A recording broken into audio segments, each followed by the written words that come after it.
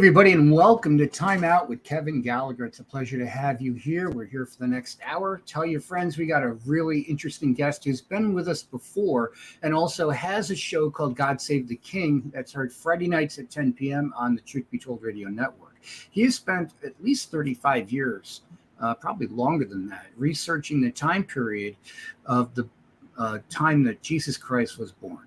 And it's a really fascinating study. He's dedicated a lot of his life to researching that.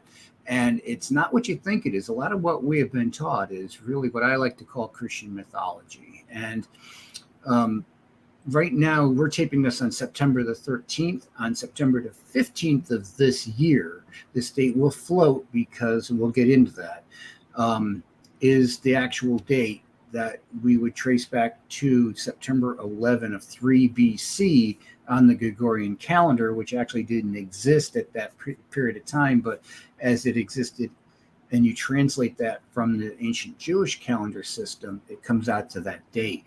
And so this year that falls on the 15th of September, and we're looking back to that date. We're about a week when you see this after we tape this, and it's a real interesting study.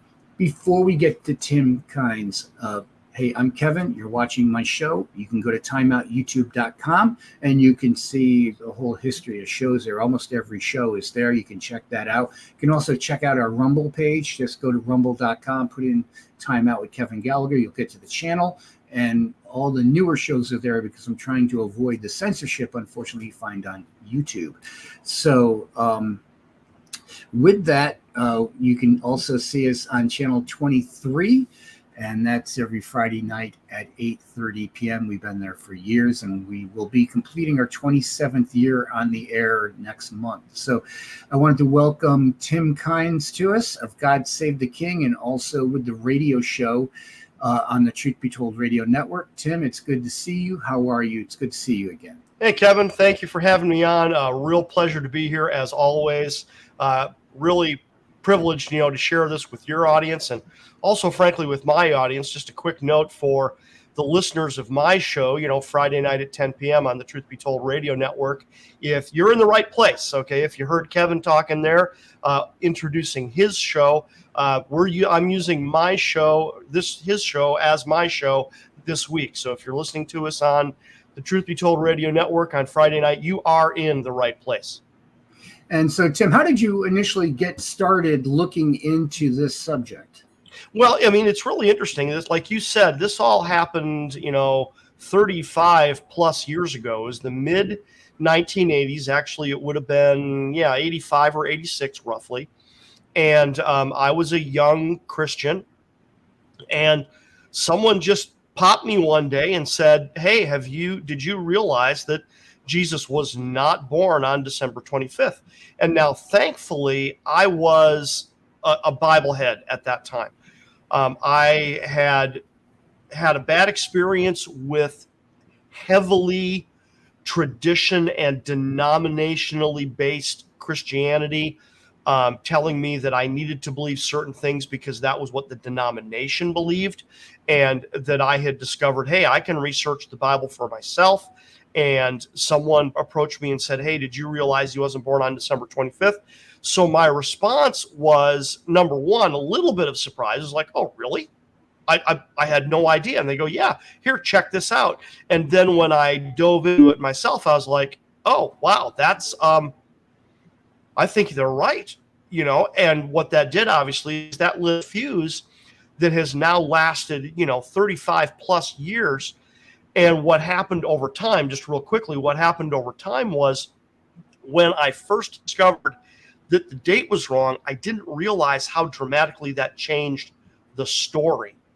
Because at first I thought, well, the story remains the same. It's just the date that changed. But that's really not true. The date, by correcting the date, you start a domino effect. And all these other facts start crumbling very quickly.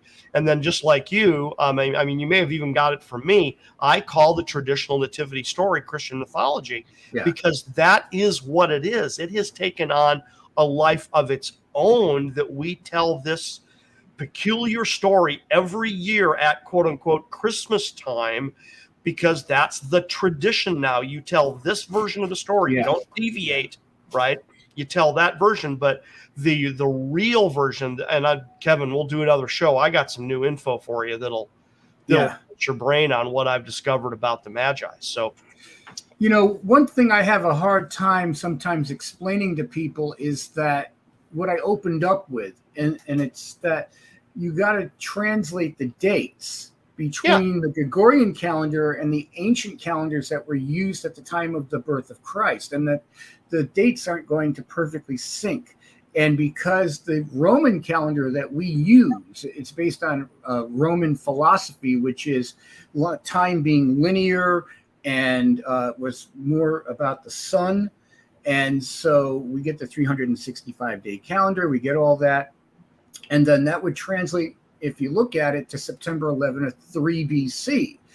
That translates, I believe, to Tishri 1, if my memory is correct, on the calendar. If I'm wrong, please correct me, on the Jewish calendar. But it's making that transition. That's why this year that date is September the 15th. And normally, if your birthday is September 15th, it's going to be on September 15th every year. It's not going to float around, but that's why. And if I'm missing anything, fill people in.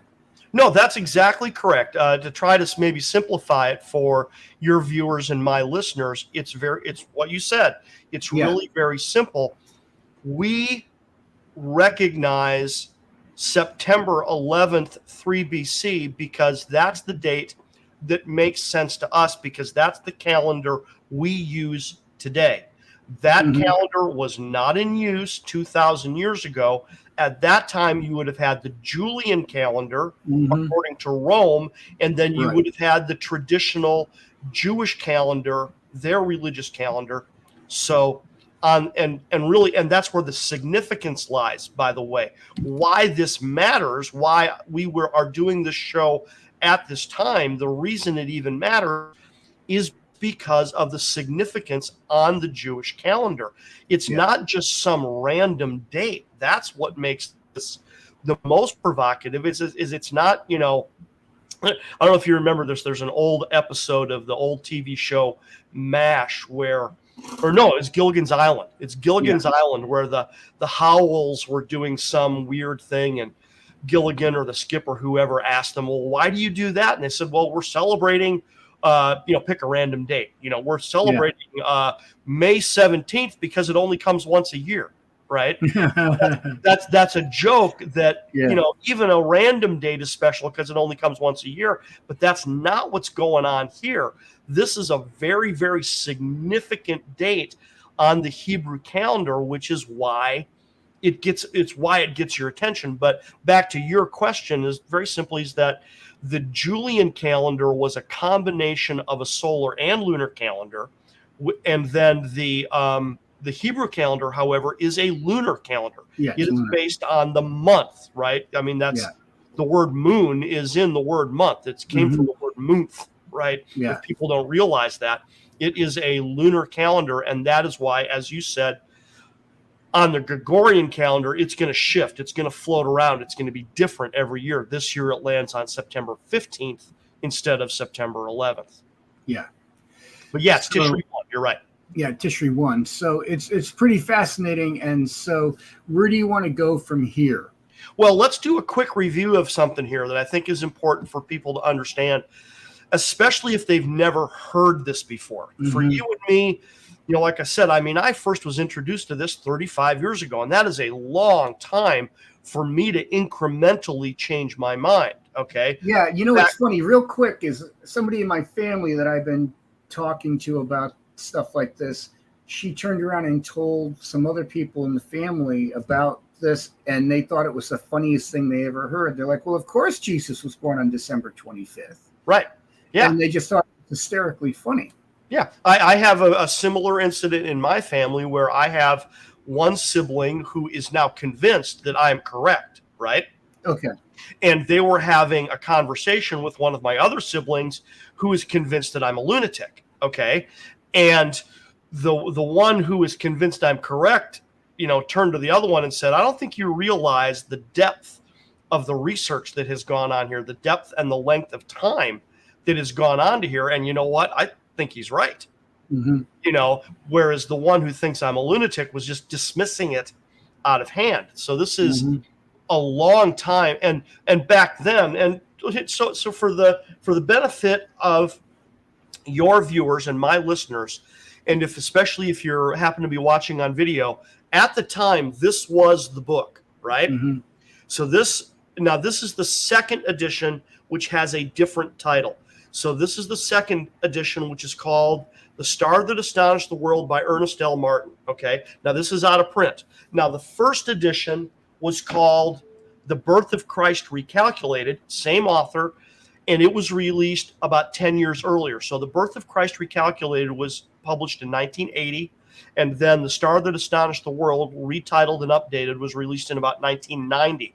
And at that time, these were absolutely the best book on the subject you could find. And these were not written by crackpots. That's the thing. Not at all, right? These were researchers. These were deep researchers. What people don't know is that Ernest Martin was working in cooperation with, I'm going to blank on his first name, but his last name is Finnegan. And Finnegan is and was one of the most notable biblical chronologists in the world. Okay, in the world. Yeah. At that time. And Martin and Finnegan were working in combination with the Griffith Observatory in Los Angeles. So these were high-level researchers. This is not fly by the seat of your pants guys. This is 18 type of stuff. Yeah, exactly. So, so to dismiss this stuff as crackpots and conspiracy theorists, it's like, no, this is really high-level stuff. But what we were talking about a second ago is that, we've had a lot of time to distill this, but let me just burn through a quick list of what's covered in that book and how we get to this conclusion.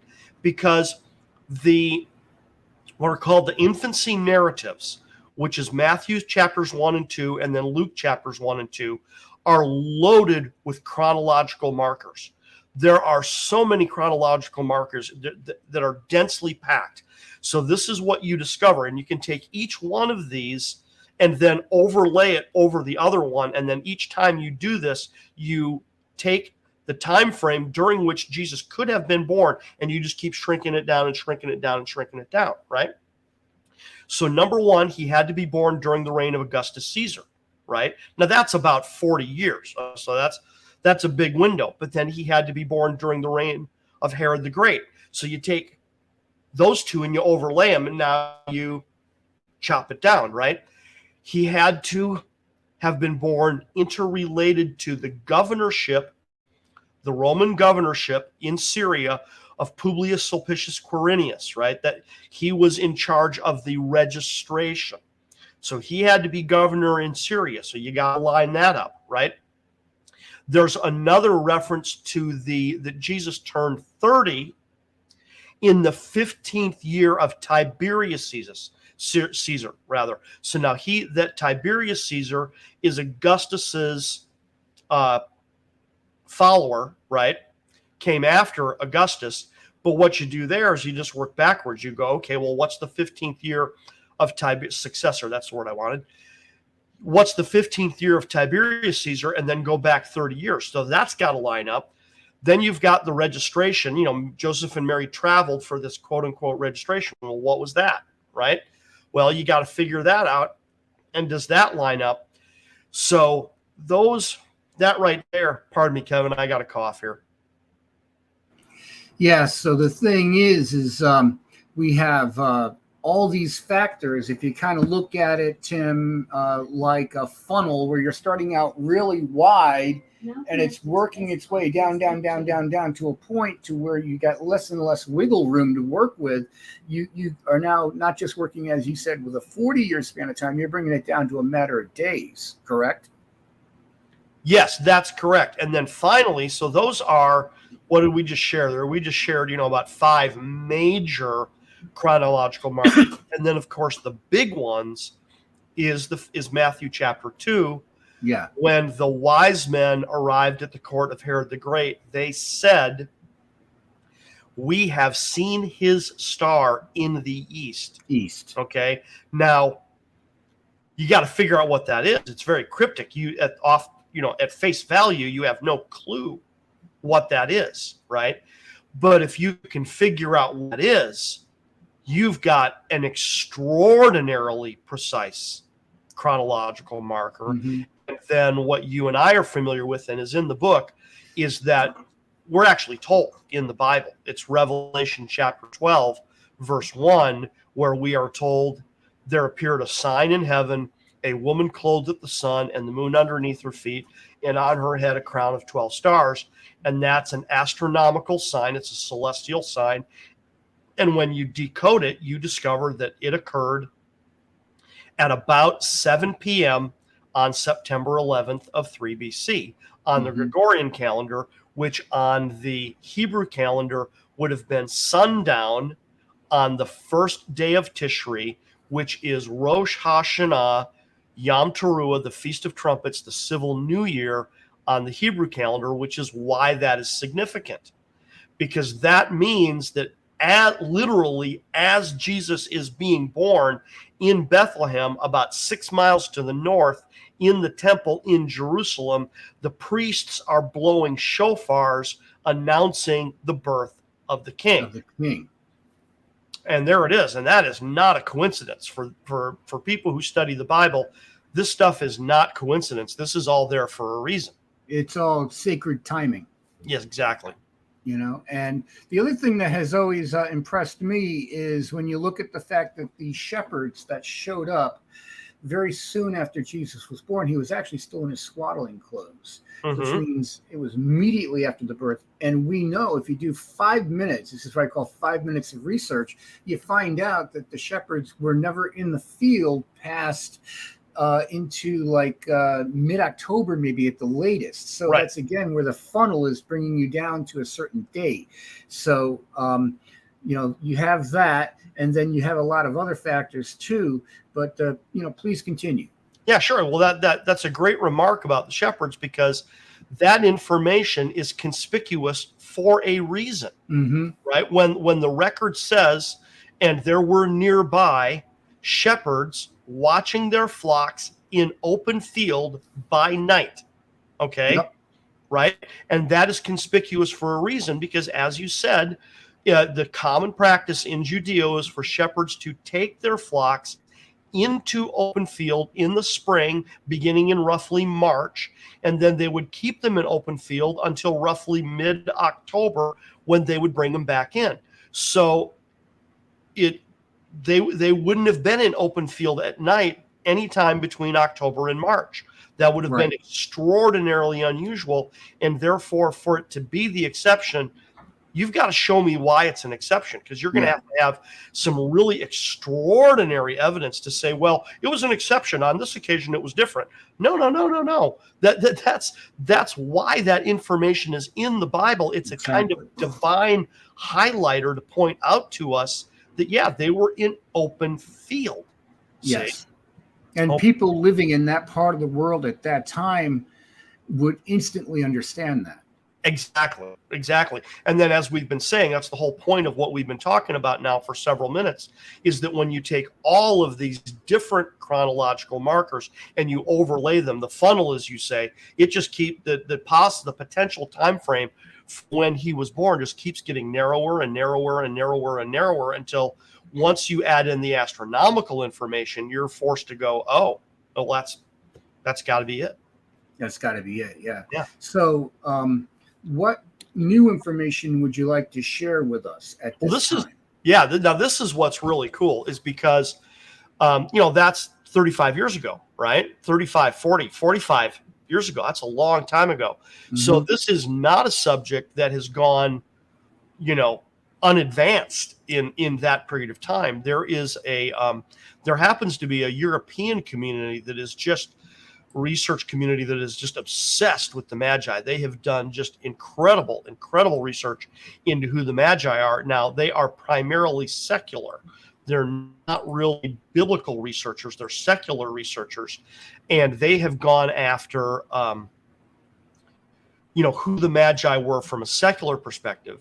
And they use predominantly archaeology as their methodology. They do use, what's the word I want to use? Manuscript evidence as well, but we don't have a lot of manuscript evidence. It's mostly clay tablets. Now that is manuscript, don't get me wrong. It's a kind of manuscript evidence. But to give you the quick version of what happened is that when archaeology began, a lot of people don't realize that archaeology is a new science. Mm-hmm. Archaeology was really only invented about 175, 200 years ago. That's when archaeology started. Archaeology started in the early to mid 1800s. That's it. And at the time, they weren't archaeologists yet. They were just amateurs with a shovel, right? And they just decided, guess what happens? If you dig into the earth, you find stuff, right? So you had all these European archaeologists, quote unquote, digging in the deserts of ancient Mesopotamia around Nineveh and Babylon and Ur and all these different ancient cities. And they were discovering things. Now, at first, they were clumsy and they probably destroyed as much evidence as they found, because one of the most significant finds are these clay tablets, because back then they didn't write on paper the way we understand paper, right? They did use papyrus, but papyrus is an organic material, which means it decays. And they figured that out. So that is why we have this phraseology, something being etched in stone. Yes. Right? And that phrase comes from the fact that they figured out that if you wanted to preserve your writing, the best way to preserve the writing was to etch it into metal or chisel it into stone, or in between, you could use a clay tablet. You could take mud and then dry it out into clay, and then you could write on the clay, and then you could let it harden, right? Either naturally in the sun, or you could bake it in an oven, and now you had a clay tablet that would last. Okay, well, it would easily last 50, 100, a couple hundred, 500 years. Unfortunately, even clay tablets don't last 3, 4, 5,000 years that well. They do, they do last, but you got to be careful. But the bottom line here is that we have uncovered at least tens of thousands, if not hundreds of thousands, of clay tablets from Mesopotamia, right? Now, they are written primarily in cuneiform text, which is the ancient text of the time. It's one of the most difficult languages in the world to read and translate. So that means translating these clay tablets has been a huge project. But here's a twist that people don't realize. As the experts began translating these tablets, they discovered that about a solid 75% of them are astronomical in nature. Huh. And therefore, they started going, this is their ancient astrology. And this is all of their omens, right? They would record their omens at the stars, and then they record it in this clay tablet, right? And then they would keep these clay tablets and they would transpose it into other clay tablets so that they had a catalog, a star catalog that they can consult, right? And that's the bulk of these tablets. So the scholars started going, but there were astrologers. They were lunatics. Their omens are like wacko. We're not interested in that. We want other information. So what they would do is they would ignore it. They would ignore the celestial tablets in favor of, if they could find a historical tablet or a mathematical tablet or something like that, that they found interesting. Now, that in some ways that was a smart move, and in other ways that was not a very smart move, because for decades the bulk of the tablets went untranslated because they just got ignored. So over time, however, now, because like we said, it's been 35, 40 years since that book was written, since The Star That Astonished the World was written, the European community in particular has translated many more of these tablets, right? and including the astronomical tablets and the astrology aspects aside for a moment, they have gleaned a lot more information about who these celestial observers were, right?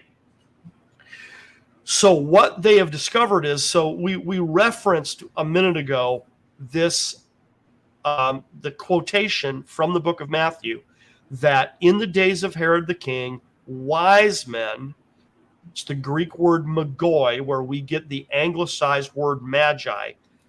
Magi from the east arrived in Jerusalem. They went to the court of Herod the Great, and they have said, "Where is he who is born King of the Jews?" Now, we won't get into the politics today. You and I have talked about that on other shows. And you can view those shows on YouTube and Rumble, and you can go look them up. Just look up Tim's name, whatever, and gets into some really fascinating background about these people. Yeah, because that was a threat, is what that was. Mm-hmm. Where's the rightful king of the Jews? Because you're not him, right? Yeah, so that's they had the power to appoint a new king. Absolutely. That's deep as we want to get into it. That gives you a very good idea about why Herod would be so freaked out. Exactly. But at any rate, they say, "For we have seen his star in the east," right? And that one sentence, "we have seen his star in the east," has fascinated biblical scholars for hundreds, if not thousands of years.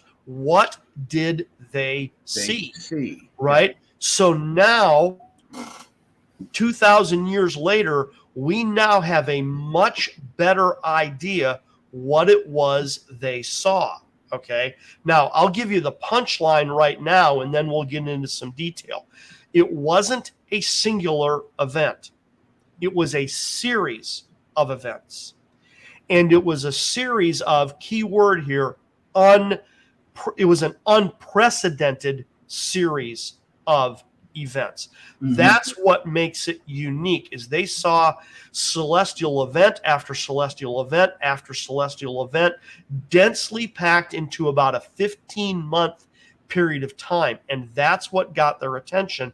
And because they assigned meaning to the pictures and the names of the signs in the heavens, that's what rattled these guys and made them go, "Oh my word, what are we seeing and what does it mean?" And then, of course, what do we do about it?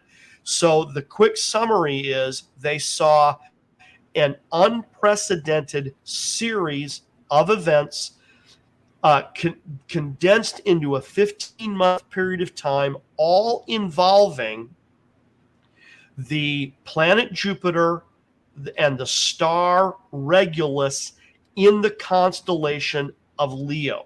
And the reason that matters is because Leo is the royal constellation, Jupiter is the royal planet, and Regulus is the royal star. Okay? And ancient astronomers were obsessed with how they believed astronomy affected the king. Yeah. That was their thing. They absolutely believed that it was the king, that's what they were reading. When they would go out and read the stars, these were messages to the king. See? Mm-hmm. So the fact that you've got the royal sign, the royal constellation, the royal star, and the royal planet playing around with each other in this series of signs for 15 months, that's what got their attention, right? Yeah. It's pretty fascinating stuff. And you have to figure this would go back to, say, Daniel 800 years before, that must have had an idea about what to look for, what things were important. And then they would go, wait a minute, look at what's going on here, and making notations. Right, exactly. Now, of course, we don't know exactly what happened. That's the way the art and science of historical research works, is that the evidence is always fragmentary. We never have all the evidence we wish we had. So we have to take pieces of evidence, put it together like a jigsaw puzzle, and then we try to fill in the blanks as honestly as possible, not reading into it what we want to see. Right, but doing our best to go, okay, well, based on what we know, this is probably what happened, right? So in the history of celestial observation in Mesopotamia, we know that there were celestial observers in Mesopotamia as far back as 3,000 years before Christ. So when you fast forward 1,000 years to 2000 BC, and then another 1,000 years to 1000 BC, and then another 400 years to 600 BC, which is when the Babylonians captured Jerusalem and Daniel and his friends got transported to Babylon. Mm-hmm. By that time, celestial observation in Mesopotamia was already 2,400 years old minimum, right? Wow. And then we know the story. Now, in the biblical story, it's surrounding dreams, because these same priests, right, not only were they obsessed with celestial observation, they were obsessed with dream interpretation, right? And we know the story how Nebuchadnezzar has these dreams that can't be interpreted. He gets very upset. Daniel and his friends would have fallen into the category of wise men, because they were nobles, they were educated men from another country, and an educated man was an educated man. So when you captured another country like that, you would bring their best and their brightest to your country, and you would put them to work because they were educated. Yeah, that was too valuable to not put them to work. So when Nebuchadnezzar gets upset that his wise men can't interpret the dream, they turn to whoever, right? Yeah. So Daniel interprets these dreams, and then you'll notice what happens. Like I said, we know the story. Nebuchadnezzar appoints Daniel Rab-Mag. That's the term in Hebrew, and it means the head of the Magi, right? So Daniel was the chief of all the wise men of Babylon. So therefore, we have to ask ourselves, what kind of information was Daniel able to put into the equation here? Exactly. And the interesting thing too is to think about is that most people, they've been taught the mythology or the tradition that there were three, I'll put it kind of humorously, three wise guys that show up in Jerusalem and they're seeking out Herod and this and that. And what do you know? It's not three wise guys showing up with their camels. It was probably closer to 7,000 people, and a good majority of them were armed. They were military. You didn't travel the Silk Road back then or now.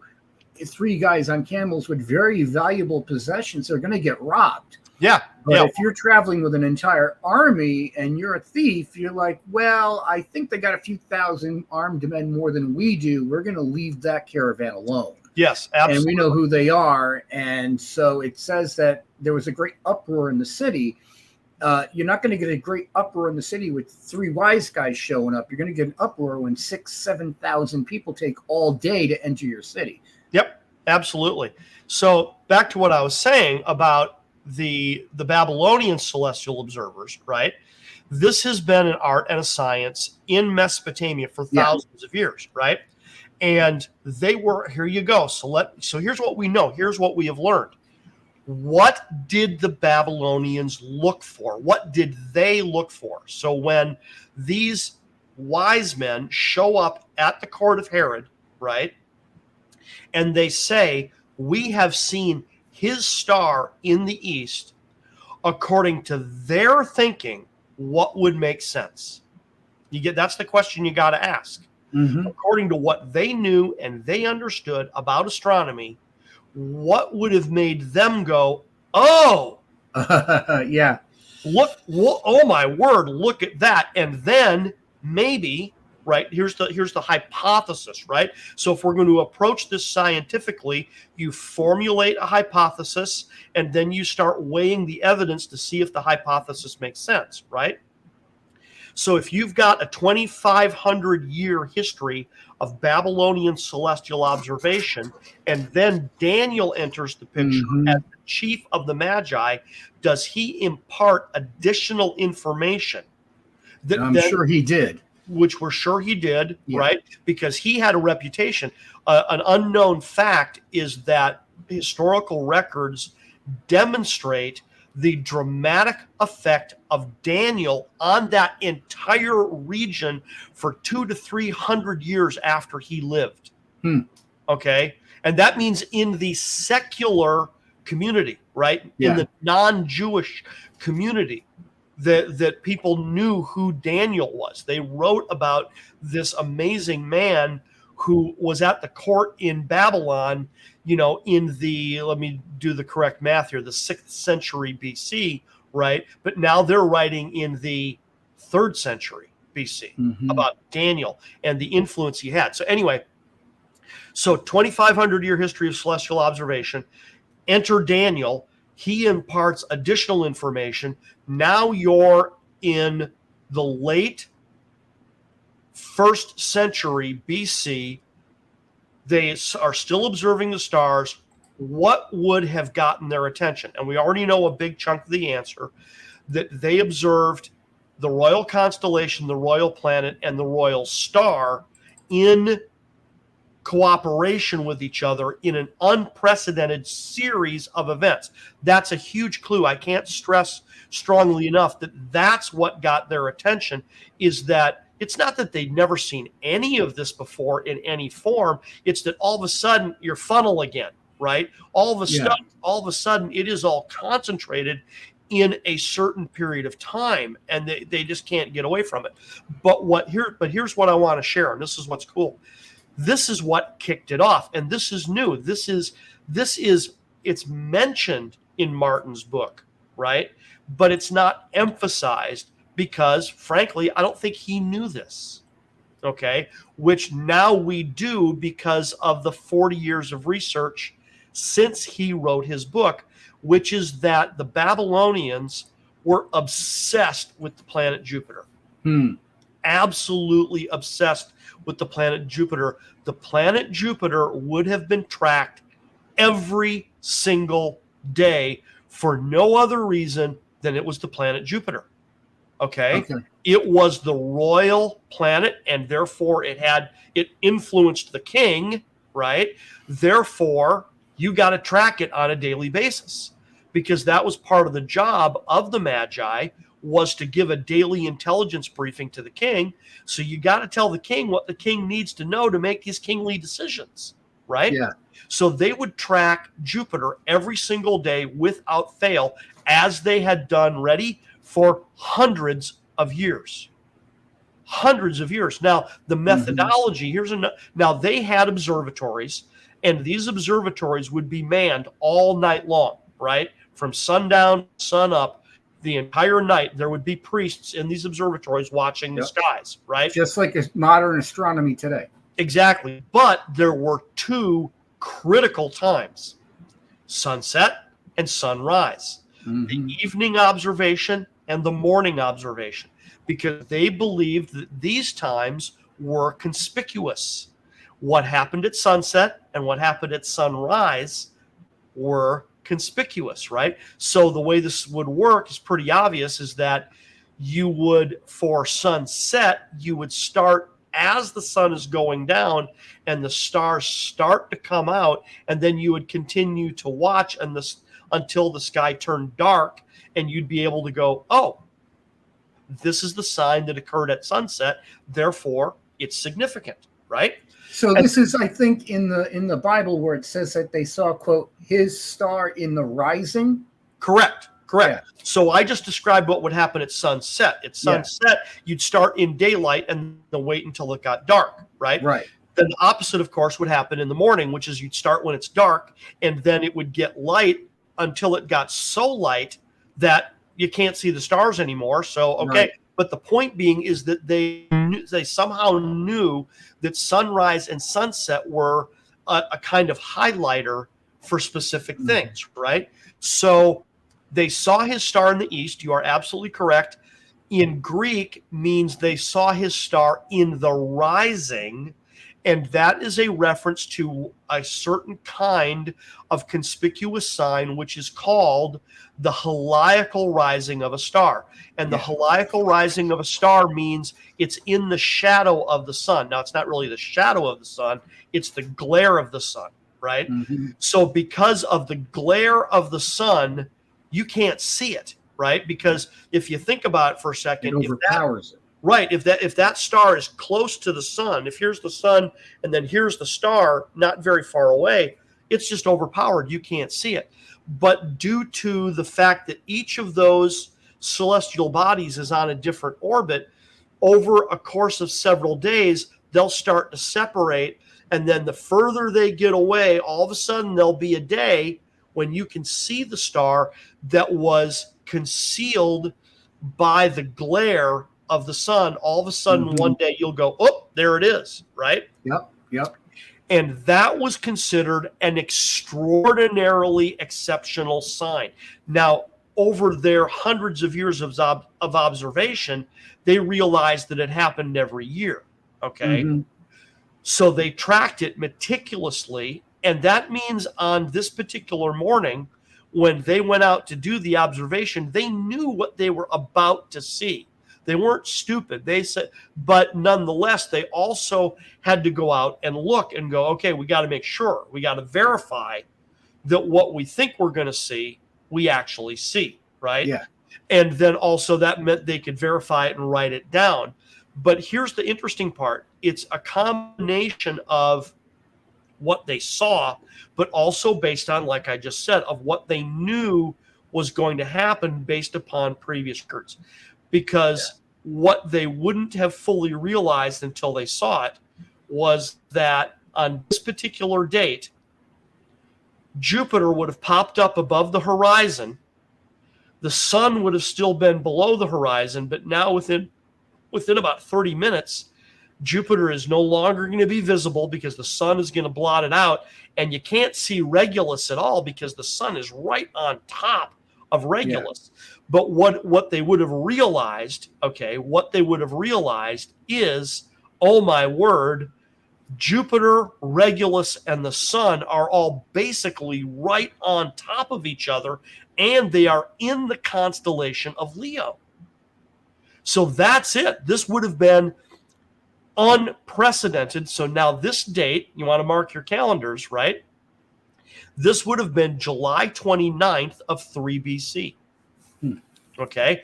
July 29th of 3 BC, Babylonian celestial observers would have witnessed the heliacal rising of Jupiter in conjunction with the sun and in conjunction with Regulus in Leo. And here's the key. That probably had never been observed by human eyes before. Wow. Okay. Mathematically, it could have happened before, but it would have been far enough in the past that no observers looked at it and said, oh, look at that. Right? Yeah. Now, that's significant. Exactly. This is what makes it significant, is now after several thousand years of celestial observation and knowing what to expect and knowing what to see, they would have gone out and gone, oh my God, what did we just see? Yeah. What did we just see? We just saw something that is unprecedented in the history of celestial observation. Yeah. It was enough to make them pack up all their camels and make a long trip to talk to certain people. And it was that big of a deal. Well, that's what I believe came next, okay? Because the hypothesis that you and I are working on is, what did the Babylonians see that would have been significant to them, right? Yeah. But then what did Daniel insert? Did Daniel insert any knowledge, right? So if these guys, because they're educated guys, these are very, very highly educated men, right? And what my research has led me to understand is that now this is, we won't rabbit trail there, this is under the dominion of the Parthian Empire, okay? And the Parthian Empire was a multicultural empire. Now, don't get me wrong. Parthian culture dominated, but they allowed influences from other cultures. The Parthians embraced a lot of Greek culture. Most of the Parthian nobility and royalty would have spoken Greek in addition to speaking their native Iranian dialect, right? So, and then you've got the priests, right, which is really interesting because the priesthood would have gone way back. And these were not Zoroastrian. Zoroastrian is different. It's interrelated, but it's different. And these were not Zoroastrians, but they would have had catalogs, and these catalogs probably were in multiple languages, right? Mm-hmm. The bulk would have been in cuneiform, like we said, right?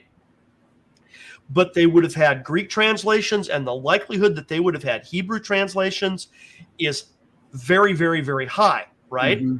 So the Hebrews loved word games. They loved word games. In Hebrew interpretation, if two words rhyme, if they sound alike, that's significant, right? That's significant. We would go, really? Yeah. Right? But to them it was like, nope, that word sounds like that word, so that those two words are interrelated. Or here's another one. If you can take a word in Hebrew and rearrange the letters into another word, they're significant. That means they are interrelated. Right? Here's why. Let me get this. With like anagrams and things like that. Well, exactly. So the Hebrew word bereshit, right? Yeah. Is the word that's translated in the beginning. It's the very first word of the Hebrew Bible. Mm-hmm. Bereshit, in the beginning. We translate it Genesis, right? In the beginning, right? If you take the Hebrew word bereshit and flip the letters around, you get the Hebrew phrase Aleph Tishri, the first day of Tishri. Okay. So that has led to the tradition that the first day of Tishri is also the day of creation of humanity. See? So we're talking about the significance of Rosh Hashanah. The significance of Rosh Hashanah actually goes all the way back to the Hebrew tradition that Aleph Tishri is the day that Adam and Eve were created. Got it. I mean, that's just extraordinary. Absolutely extraordinary to think of. But when you take it back to what we're talking about with this heliacal rising of Jupiter on July 29th of 3 BC, if you translate it into Hebrew, okay, and remember the word games, right? The word games that we're talking about. Yeah. When you translate it into Hebrew, the Hebrew name for Jupiter is Tzedek, okay, which in Hebrew means righteousness, okay? So if it's the royal planet and it means righteousness, to a Hebrew, you have just said king of righteousness. Mm-hmm. Oh, well, gee, that's not familiar at all. That comes right out of the Bible. Mm-hmm. Okay, the king of righteousness? Oh, my word, right? Yeah. And then on this occasion, it's in conjunction with the sun. Ooh, well, that's Malachi. That's the son of righteousness. Yeah. Okay, no, this is getting really conspicuous really fast, right? Yep. Now, Regulus in Hebrew would have been the standard word for king, which is Melech. Okay, right? If you take Melech and Tzedek and combine it, you get Melchizedek. Right. Okay, the king of righteousness. And because the Hebrews loved word games, they would have looked at that sign and went, oh my God, that is the sign of Melchizedek. Mm-hmm. Which would have immediately taken them back to the book of Genesis. Who is Melchizedek? Well, Melchizedek is the king of Salem. He's the king of righteousness, and he comes out to meet Abraham, right? And they also would have taken it right to Malachi, like I would have said, that the son of righteousness will rise with healing in his wings. So to a Hebrew mindset, they're just going kaboom. Yeah, it's like boom. Yeah, this is your mind just going crazy right now, because you've got all these different indicators going ding ding ding ding ding ding ding ding ding ding ding ding ding. A great king has been born in Judea. He is the king of righteousness. And when you combine it with this notion that this is unprecedented in human history, this sign has never been seen by human eyes before. Yep. It's never been recorded by human eyes before. And then it initiates a 15-month, highly condensed series of celestial signs, all involving Jupiter and Regulus in the constellation of Leo. What other conclusion can you reach? It's amazing because one thing is compounding upon the other. Boom, boom, boom, boom, boom. And if it was just one thing, okay, that could happen. Two things happen. Now you got maybe a coincidence, but then when you hit the third thing, you got a trend. Exactly. And it's like, wait a minute. None of this has happened before. We've never seen this. And that's when the boom happens in their minds, and they're willing to pack up and move 7,000 people on a journey to Jerusalem. Yeah. Yep. And that, like we've said, you and I, we've talked about that in other shows. Please go to my YouTube page or my Rumble page, or, the Truth Be Told Radio Network, their YouTube page, Rumble page, and look up these episodes, because they're there and you will learn a lot. But there's a whole political story behind this about that these wise men would have been members of, it's really basically the Parthian Senate. Yeah. That's really what it boils down to. It would have been called the House of Magistanes, the House of the Magi, right? Right. And the House of the Magi was comprised of 7 noble families. And so what would have happened is this information would have been brought to the House of Magistanes, because the House of Magistanes, a big part of their job was to choose the king. Right. See? So like I've said several times over, this is the royal sign, the royal planet, and the royal star all playing around together in the heavens. Yeah. So that's got to involve the king, right? So therefore, the House of Magistanes would have had to have discussed, okay, we got to tell the king, because this clearly involves him, right? But you got to think about it for a second. What this sign is declaring is that a great king has been born. Well, is that something you want to tell the current king?